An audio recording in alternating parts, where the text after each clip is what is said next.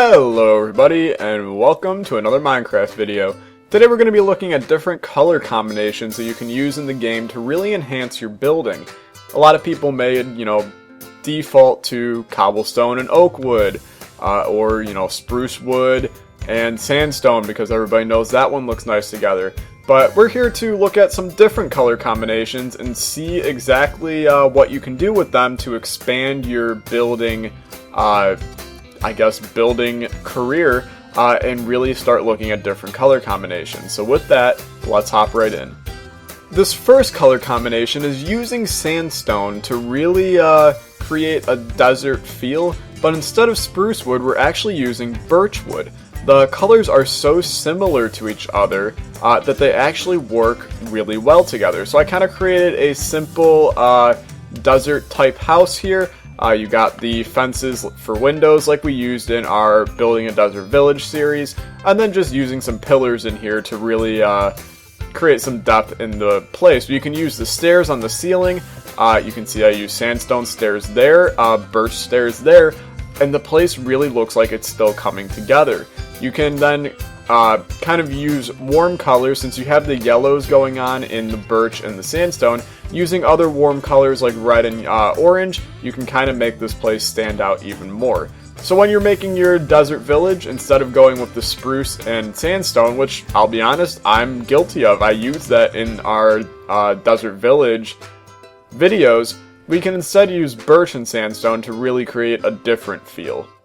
Another interesting block combination is bricks and then light gray hardened clay. It really, you don't expect it to happen because let's be honest, in this game, brick really doesn't look that good with anything. But for some reason, the gray clay kind of works. And it's not even that it's a similar color in the, in between of the bricks. It seems to work together. So I like this a lot. I kind of made what would be an attic of like a barn or something. Bricks always make me think barn. So I kind of did a attic type room here to kind of exemplify how this can work as a wall. Obviously you can do kind of a different pattern instead with this and go maybe straight up brick across and then your clay in the middle. And honestly, it still looks pretty okay. It just gives it a little bit cleaner look. It works. I don't know why, but it really does. So try to use this in a new building setting. This is one of my new favorites to build with. Hardened clay, just straight up hardened clay, and then jungle wood. So you basically have the two very similar reddish colors coming together to create what could be like the greatest treehouse color combination out there. You can kind of see we're using the leaves as a, you're in a jungle. I have some vines coming down, but it's really what brings this together is the combination of the jungle wood and the hardened clay. It just looks very Native American-y in my opinion. Obviously the hardened clay makes you think of a, Mexican Pueblo home, stuff like that, but it really works here. And then using the spruce wood in conjunction with these helps to bring out another color in here, because if you just stick with the one color, even in all these other ones that we've done, if you stick with one color, the place is going to just combine together. But like in this one, we use the spruce with the red to create a little bit of extra depth and color, and in this one we're using the spruce with some brown carpets to pair with the jungle wood and the greenery from the jungle trees. So this works out really well, and this is a basic design that you could do for a, very small tree house. You have your windows using the fences, maybe a spiral staircase going up to the top here. You can then add on to that. But in our little 8x8 rooms that we're doing, I kind of like this a lot. So you can see how those work together. Okay, this is a little odder one. Pink stained clay and nether brick. You can combine these together to really make a nethery, dungeony type feel. And I don't quite, I was looking at color combinations and I was like, pink clay and nether brick. Man, it really does go together. If you're really going to make something in the nether, consider this combination.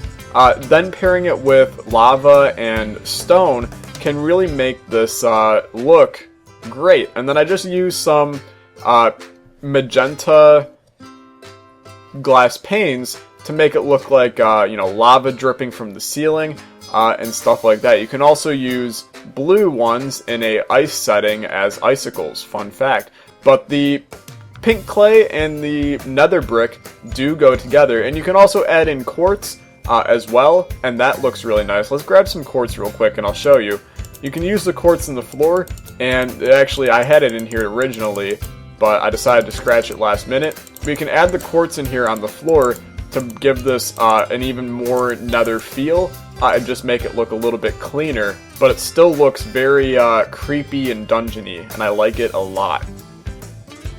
This is another kind of unique one, and I know I said, block combinations as being 2 blocks, but this one actually has 4, and it's utilizing the new endstone bricks that they gave us in 1.9, but we kind of have another deserty feel, but this is more of I was thinking like a, Moroccan, Middle Eastern kind of feel instead, and we have the color combinations of the blue with the yellowish of the endstone with sandstone. Obviously, endstone and sandstone can go together to begin with, but then the fact that they added the endstone bricks, you now have another combination of colors going on in there that just works well. And then the blue, it kind of stands out as a, opposite colors thing. Blue is a very dark, rich color. Yellow is a very light and bright color.